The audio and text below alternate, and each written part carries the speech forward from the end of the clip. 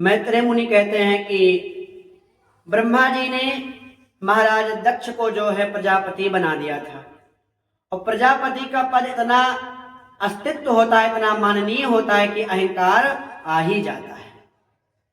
कहते हैं दक्ष ने एक यज्ञ किया था, उस यज्ञ में सभी देवताओं को बुलाया था, सारे देवता, सारे ऋषि मुनि महात्मा संत सब आए थे, और ब्रह्मा विष्णु महेश भी उस यज्ञ में पधारे थे। और उस यज्ञ में कहते हैं दक्ष आया तो सारे देवता उठ करके उसको प्रणाम करने लगे, लेकिन 3 देवता ऐसे हैं जो नहीं उठे। कौन? बोले ब्रह्मा विष्णु और महेश। और दुष्ट की आदत है, हजारों आदमी खड़े हैं नहीं देखेगा, दुष्ट की आदत है 1000 आदमी खड़े हैं दृष्टि नहीं डालेगा खड़े होने वाले व्यक्ति पर, लेकिन एक आदमी बैठा है तो तुरंत देख लेगा ये कौन बैठा है, मेरे आने पर नहीं खड़ा हुआ, कौन है ये? दक्ष ने यही किया। 1000 आदमी खड़े हैं उसके स्वागत में, लेकिन देख नहीं रहा है महाराज, और ब्रह्मा विष्णु महेश बैठे हैं वो देख लिया, तुरंत देखने लगा। भगवान नारायण को देखा, अरे ये तो हमारे दादाजी हैं, कोई बात नहीं, बैठे रहे। ब्रह्मा जी को देखा, अरे तो हमारे पिताजी हैं, अरे कोई बात नहीं, पिता तो बैठे हैं, पिता कहाँ खड़े होंगे, बैठे रहे, कोई बात नहीं। जैसे शंकर को देखा क्रोध में भर गया और कहने लगा, श्रूयताम ब्रह्मर्षयो सह देवा सहाग्नया साधूनाम ब्रुवते वृंतुम ज्ञानानात्रय मत्सरात। सुनो सुनो सुनो सुनो, किसी माननीय सम्मान में यज्ञ में अगर कोई व्यक्ति ऐसा आ जाता है तो कहते हैं उस यज्ञ की गरिमा मिट जाती है।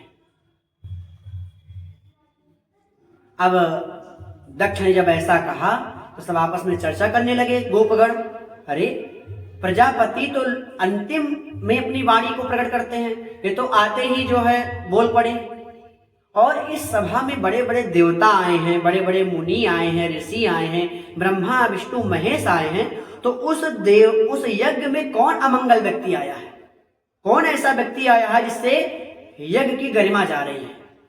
जब आपस में कानाफूसी करने लगे तो दक्ष ने कहा, इधर उधर क्या देख रहे हो, अरे ये शिव बैठा नहीं है, हैं? अरे ये तो शिव है, नाम है, लेकिन पूरा शिव है, भूत प्रेत की भस्म लगाता है, शमशान में रहता है, नरमुंडों की माला पहनता है, ये शिव है। अनेकों गालियां दी दक्ष ने।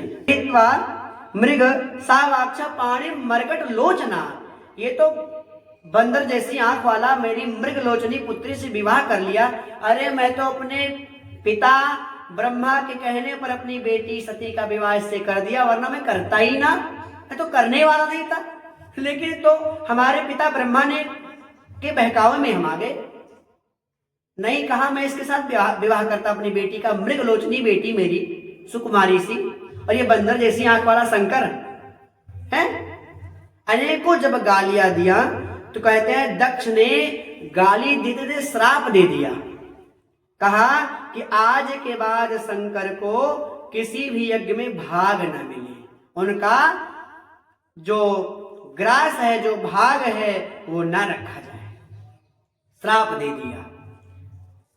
इधर जो है नंदी जी को रहा नहीं गया, नंदी जी ने कहा महाराज आप कुछ बोलो नहीं तो हम बोले। भगवान शंकर ने कहा नंदी शांत हो जाओ, बात ससुराल की है, शांत हो जाओ, गाली सबको मिलती है ससुराल की, सभी लोग खाए हैं गाली है?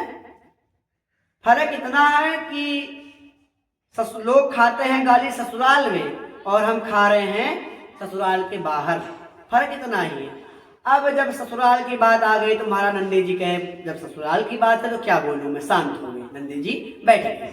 लेकिन जब दक्ष के पेट में ज्यादा ही गड़बड़ मची तब फिर नंदी को रहा नहीं गया, नंदी ने श्राप दे दिया, दक्षो बस्त मुखो चिरात, दक्ष तू मैं करता है, जिन शिव की महिमा तू नहीं जानता, कालम महाकाल कालम कृपालम, जो कालों के महाकाल हैं तो उनको श्राप दे रहा है, मैं नंदी तुमको श्राप देता हूं कि तेरा मुख बकरे का हो जाए, बकरे का सर लग जाए, तेरा सर कट जाए और तेरा सर बकरे का हो जाए, ये श्राप दे दिया नंदी ने। अब भृगु जी क्रोध में पड़ गए, भृगु जी ने कहा अरे ससुर दामाद के बीच में तू नंदी क्या क्यों बोल रहा है? मैं भी श्राप देता हूं, भगवान शिव के गढ़ पाखंडी हो जाएं। अब इधर भगवान शंकर के गढ़ खड़े हो गए। उन्होंने कहा, ए ब्राह्मण देवता, बुढ़े ब्राह्मण, तुम क्यों श्राप दे दिए? मैं भी श्राप देता हूं, तुम जैसे ब्राह्मण, चाटुकार ब्राह्मण भिखमंगा हो जाएं, सर्वभक्षी हो जाएं महाराज। हैं, मतलब आपस में श्रापा श्रापी हो गई। भगवान ने कहा, रे राम राम राम राम, बताओ ये यज्ञ समारोह है कि श्राप समारोह? भगवान ने सबको शांत किया, सबको शांत करके और अपने कैलाश पर्वत पर लौट गए। लेकिन दक्ष के मन में महाराज विरोध बना रहा।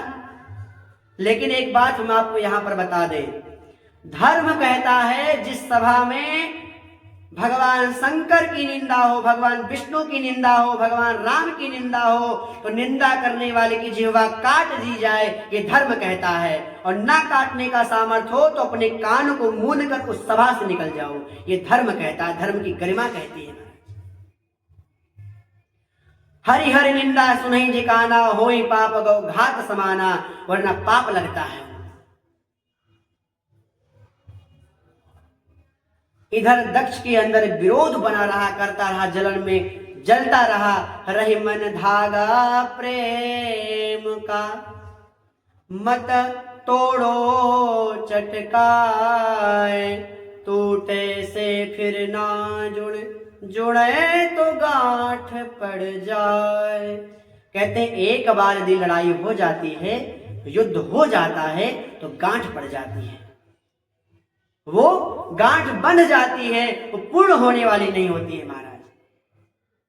आप रस्सी को तोड़ दीजिए और फिर उसको ज्वाइंट कीजिए, चाहे उसको बांधिए, तो एक गांठ लग ही जाएगी महाराज। इसी प्रकार किसी से विरोध करते हैं तो भले वो आपसे आकर के मिल ले, क्षमा मांग ले, लेकिन कहीं ना कहीं गांठ पड़ जाती है।